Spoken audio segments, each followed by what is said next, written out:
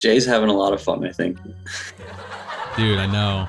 We should have all just done it on skateboards. Oh, there he is. Whoa, where are you, bro? You're at Brooksville Park. Yeah, baby. Let's see if I can turn this around. There's a Jeep over there. There's a horse over. Bro, I think you're in the Amish town. You're in an Amish town in Pennsylvania is what it looks like to me. You got big one from Amish. Bad shots, chatting with MattTheBat. You chat, I chat, we chat, I'm fat, chatting with MattTheBat. Yeah! Hello, everybody, and welcome back to MattTheBat's Batshit Shit Show. If you don't know already, I'm your host, MattTheBat, and this is Bat Chats. It's a series where I interview unique people with unique perspectives. Please drop a like right now, hit that subscribe button, and absolutely smash the living shit out of that little bell notification, ding, because I need your validation. It's what keeps me going and what gets me off. What? Oh, I didn't mean, no. Speaking of getting me off, I have a gaggle, if you will, of handsome young boys coming on the show. They're one of my favorite bands right now. They hold a place in my heart, very close to home, literally. So everybody, please welcome the one, the only, mighty Tortuga. Woo! Yeehaw, what's up? Oh, yes, yeah. Sir. We got a couple Connecticut boys in the house. Thank you for coming on, Connecticut boys. Do you want to maybe introduce yourselves so I can stop calling you Connecticut boys? I don't know all of you personally. I'm TJ. I'm the vocalist of the band. I'm Jacob. I play guitar in the band. I'm Mike. I also play guitar in the band. Jameson, play the drums. Jameson's like, I'm a mountain climber. I'm a expeditioner. He's the nature explorer. Yeah, what the hell? Where are you, dude? I am on a skateboard right now in the outdoors. Oh, it looked like you were in the middle of a forest. We call it extreme interviewing. I want to say congrats to you guys. You just had your new single come out, Forgive and Forget. It's fucking awesome. Yep. You guys want to talk a little bit about the process behind that, like the writing and recording and all that stuff? So we started writing that song right after our second EP, The Gloom. And TJ and I both had the riff, and we had gone a few different ways with it. Ended up getting, to the end product with that song, and coincidentally, we got done with it finally right at the end of the recording process. So we went into the studio last minute with the producer and tracked the drums for it and added it real quick. Amazing. I mean, it doesn't sound last minute. It sounds very thought through. Well, I mean, we were writing it for so long, but we just finished it right before the deadline, so we were able to fly in, do the drums real quick, and track it out. That's awesome. I really love the lyrics in it. Do you guys write lyrics together, or is that a TJ thing? This one we collaborated with one of our friends, Mike Orant. He's a great lyricist, great songwriter. So we brought him on for this one to help out, and it definitely came out great. I'm stoked. I love singing it, so that's good. Yeah, I mean, the lyrics are awesome. I feel like a lot of your music has a really cool storytelling aspect to it, which is something that I'm drawn to, being an internet storyteller myself. Yeah, I put it out. I laid it out somewhere. I forget. I think we did an Instagram post on the lyrics, and I laid it out. But it was kind of mostly I think about compromise and the other partner in the situation not willing to make change for the better of the party kind of thing. Yeah, I like that.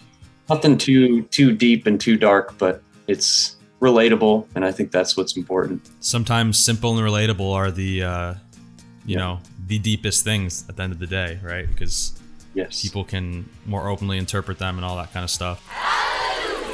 Yeah, I love the song. I love the video, which you shot in my hometown of Milford, Connecticut, which is pretty funny to me because you've kind of struck up a friendship with some Milford legends. Is that true? Scooped Up? I know you guys might know them. Yes, Jimmy is a friend of ours. He was our go-to bully because he's an asshole. That he is. And, he did a great job. He had some good. He showed up that day with the switchblade comb. If you watch the video, he's got this. He's constantly using the switchblade comb. He just showed up with it that day, and we were like, we have to work this in. Our buddy Quinn is very personality guy. So I'm so glad that he agreed to be the karate prodigy there. He did a great job. Lots of amazing faces and memeability for this video. So I'm glad that it turned out well, and I'm glad you like it. Yeah, I love it. It's the funniest shit to me. I'm not convinced that Jimmy doesn't just like live in the bowl at the Milford skate park, because I feel like he's just always there. Like he's playing shows there. I see him in like everybody that I know who still goes there. I just see like pictures of him there all the time. I'm like, this guy lives there. He must. I think he definitely does live there. If he doesn't sleep there, he lives there. But yeah, I love the new song. You guys classify yourselves as sort of some mixture of like indie, emo rock sort of thing. I know you have some pop punk foundation to your music. I hear it specifically within the vocals, which is awesome because TJ, I really like your voice. It's like all the best parts of pop punk without all the worst parts. Like you're not whiny, you're not talking about high school girls. Like you're doing a good job. Thank you. And would you consider yourselves emo though? Maybe like mall emo, not traditional emo, but like we're definitely inspired by that like 2006, like, when it was popular on TV. That's when we all like grew up kind of. Yeah, I think emo, the term emo is a sensitive topic for music lovers because there's like My Chemical Romance emo, right? There's like Midwest emo, like American football. And then there's emo like modern baseball, Pine Grove, which is also somehow considered emo. And then there's like modern day emo, which is like Billie Eilish, Lil Peep, like stuff like that. So there's so many different ways to interpret that. But I think what you guys are doing is really special in that way because it does feel like emo, but with a special little melodic twist to it, if you will. You know what I mean? That's one thing I think important too, is that it's catchy still. So it's not so much like that really deep, depressing emo stuff that people would listen to. Is still upbeat and it's still catchy and poppy, all that good stuff, Oh, totally. How does it feel making music like that in 2022? Because I do believe there's a huge market for that type of music, like that nostalgic to us music. But what's blowing up on all these social media platforms and like what's trending right now isn't exactly that sound. I mean, we saw Dear Maria, for example, have a resurgence from TikTok. But so I think people are interested in it, but it hasn't gotten there yet. But I think it will soon. Like it's only a matter of time, right? We've been saying that there's got to be, like, you have the Machine Gun Kellys of this kind of age. That whole thing is happening right now.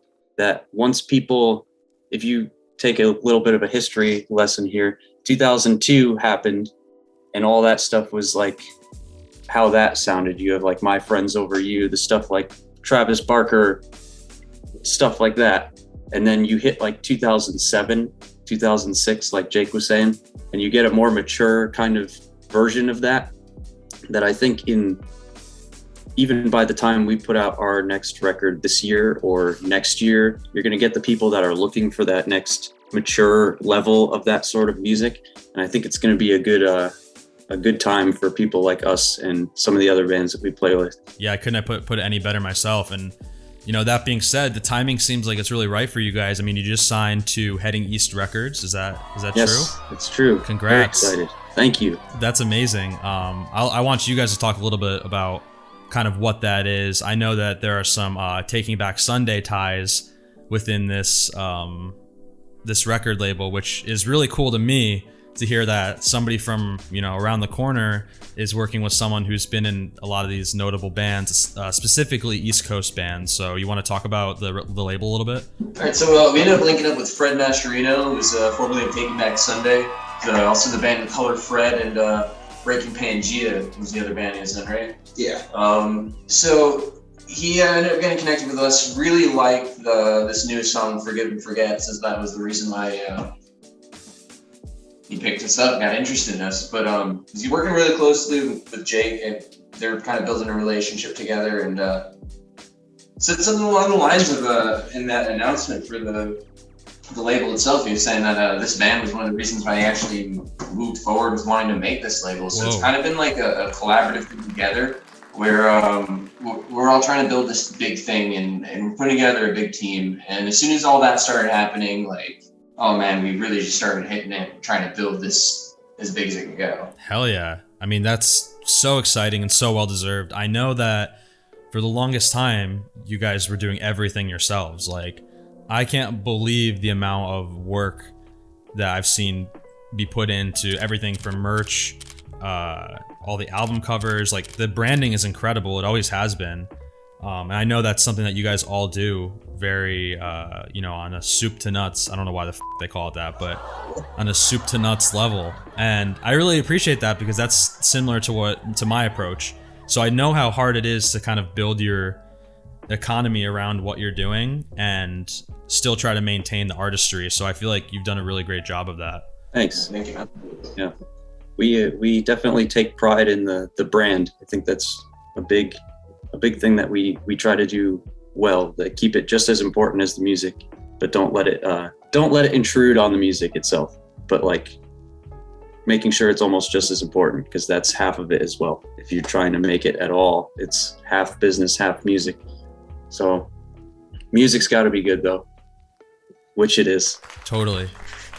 Yeah, I it is really good, and I genuinely mean that. And honestly, it's been good since Static Charmer, dare I say.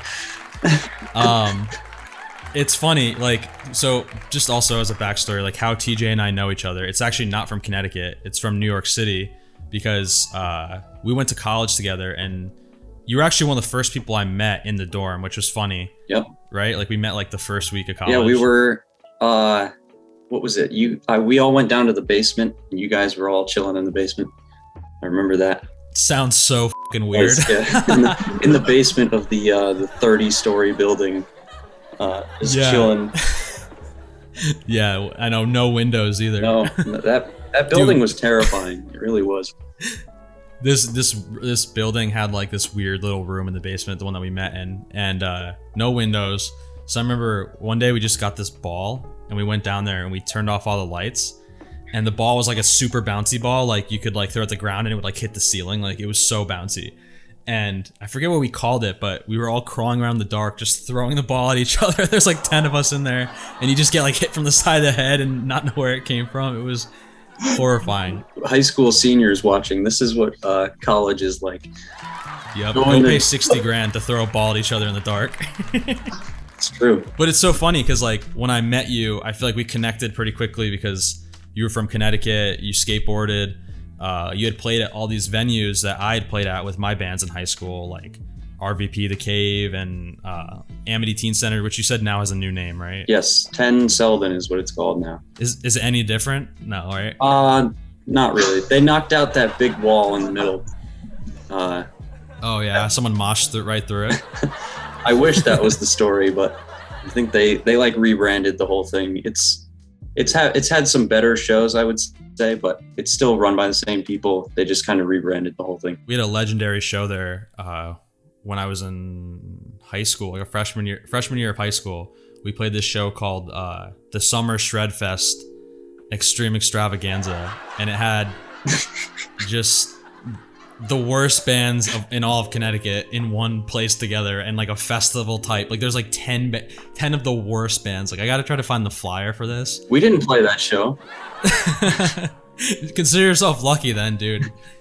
Some memories you just can't erase. And yeah. So when we met, I was like, oh shit, we have all these things in common. I tried to be friends with you. You didn't really take the bait, bro. I don't know what happened, but like, you kind of didn't take the bait. I guess you were kind of shy, I feel like. Yeah, freshman year was very rough for me. I was not in a very good place. Yeah. So, and then like a month later you disappear, and then I start hearing your music, and I'm like, and then you're making all this incredible like merch and all this shit, and like running a business, and I'm like, damn, this quiet guy that said 2 words to me in the elevator is fucking a sick frontman of an amazing band. Like I didn't know where that happened, It's crazy. Luckily enough, these guys asked me to join the band like a year or so after I left Pace. So I think it was, had I not joined this band, I would have been on my own and scared. I didn't realize it was already a band that you got brought into. Yeah, so the band kind of started with just a group of songs. I had been talking to TJ, and we had like members come in and out. We played one show before TJ joined and Jay joined. So the band really did start with everybody who's basically here right now. Just some of us were hanging out, and now we're all in the band together, you know? So I saw you guys recently, and the show was awesome. I highly recommend anybody who's watching this to go see them live. There's a few whispers I've heard of a potential East Coast tour going on this summer. I don't know how much you guys can talk about that, but There's a couple of shows that are already have been publicly announced, but we're going as far down, I think, as Pennsylvania or New Jersey, I think. I forget. But we're going as far down as that and as far north as Buffalo, New York. So we'll be between that range, anybody that lives around there. come see them play. I mean, I saw you at, what was that place called? I can't remember. The Beer Racks. Beer Axe, yes. Yes. East Haven. Yes. I should know because my cousin works there. Oh, yeah. And you guys still do other shows? Like, do you still play at the Space and stuff like that? Well, the Space is now the Cellar on Treadwell. It's like a restaurant place, but it's they still are doing shows, and we have played there. I think we played there on our last run of shows. And yeah, we play pretty much anywhere in Connecticut has shows. I think we're playing Crunch House this Friday. Legendary West Haven venue. Yep, these That's not very small. not allowed to be talked about. Sorry, you'll have to bleep out house. It'll Yeah. C star. What's the history behind that? Because I know that place is like kind of a legendary spot, and it's probably the weirdest spot you could ever see a show because you have to like walk through a warehouse, a sketchy warehouse.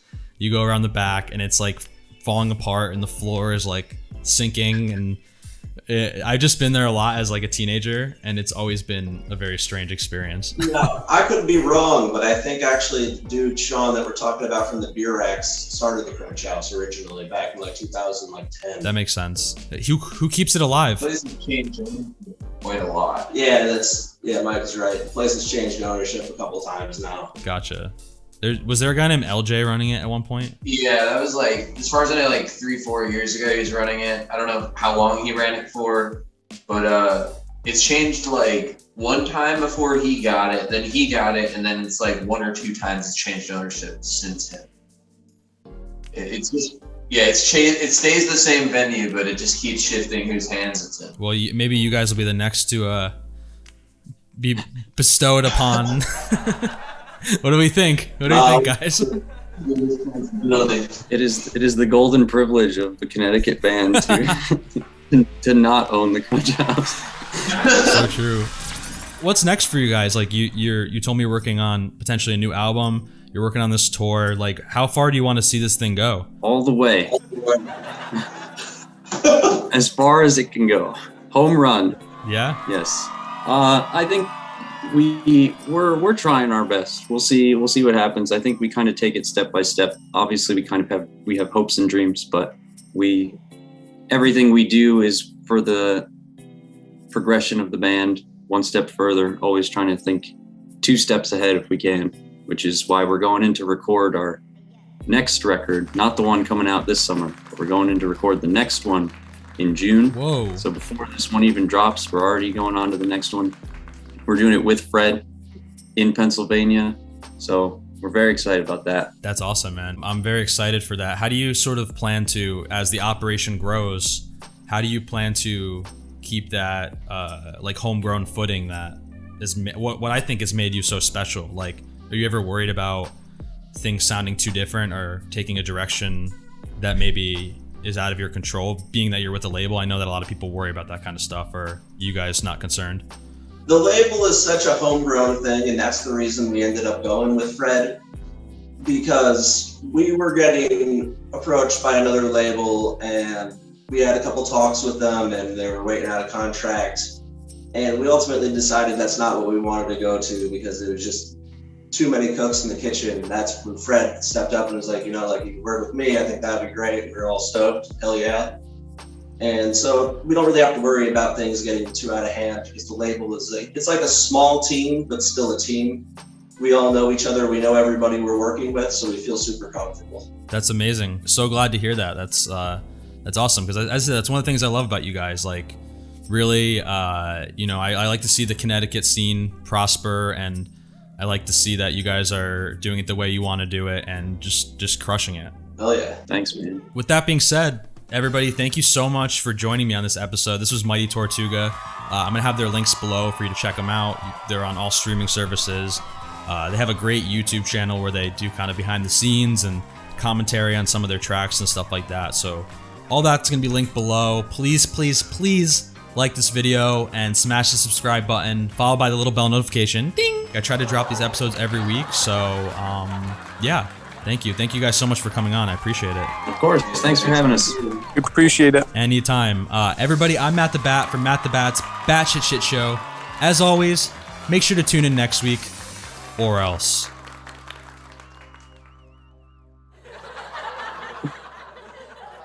This is where you say or else. Or else. Yeah. That's my little Nardwar moment at the end, you know? Thanks, guys. I really appreciate it.